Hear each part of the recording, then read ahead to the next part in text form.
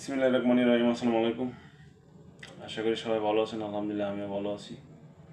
চলে আসলাম ক্যামেরার সামনে দিয়ে একটা কথা বলার জন্য। আজকে যে বিষয় নিয়ে কথা বলবো সেটা হলো সেই গল্পটা। এই বিষয় নিয়ে দিয়ে একটা কথা বলবো। আমি আবারও বলছি যে এই বিষয় নিয়ে কথা বলবো সেটা হলো সেই গল্পটা। এই বিষয় নিয়ে দিয়ে একটা কথা বলবো। আমার সেই গল্পটা এখনো শেষ হয়নি। শোনো, পাহাড়টা আগে বলেছিল, ভালোবেসেছিল মেঘকে। আর মেঘ কি করে শুকনো খটখটে পাহাড়টাকে বানিয়ে তুলেছিল 26 বছরের ছোকরা, সে তো আগেই শুনেছ। সেদিন ছিল পাহাড়টার জন্মদিন। আর মেঘকে বলল, আজ তুমি লাল শাড়ি পরে আসবে। মেঘ পাহাড়টাকে বলল, আজ তোমাকে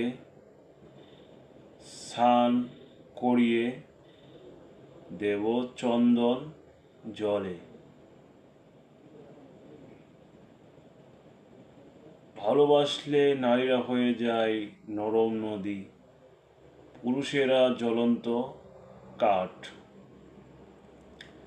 সেইভাবে মেঘ ছিল পাহাড়ের আলিঙ্গনের আগুনে, পাহাড় ছিল মেঘের ঢেউয়ের জলে।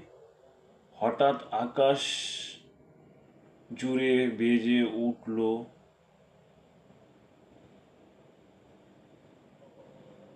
ঝড়ের জব্দ। ঝাঁকড়া চুল উড়িয়ে ছিনতাইয়ের ভঙ্গিতে ছুটে এলো এক ঝাঁক হাওয়া। মেঘের আঁচলে টান মেরে বলল, উঠ ছড়ি, তোর বিয়ে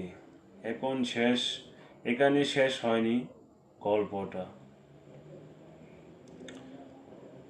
বর্জ্যের সঙ্গে মেঘের বিয়েটা হয়ে গেল ঠিকই, কিন্তু পাহাড়টাকে সেই কোনোদিন বলতে পারল না। বিশ্বাস না হয় তো চিরে দেখতে পারবে পাহাড়টার হাড় পাঁজর। ভিতরে থই থই করছে শত ঝর্ণার জল।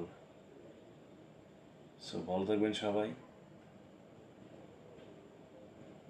দেখা হবে, কথা হবে অন্য আরেকদিন অন্য কোনো বিষয়ে। এ পর্যন্ত সবাই ভালো থাকবেন। আল্লাহ হাফেজ, বাই।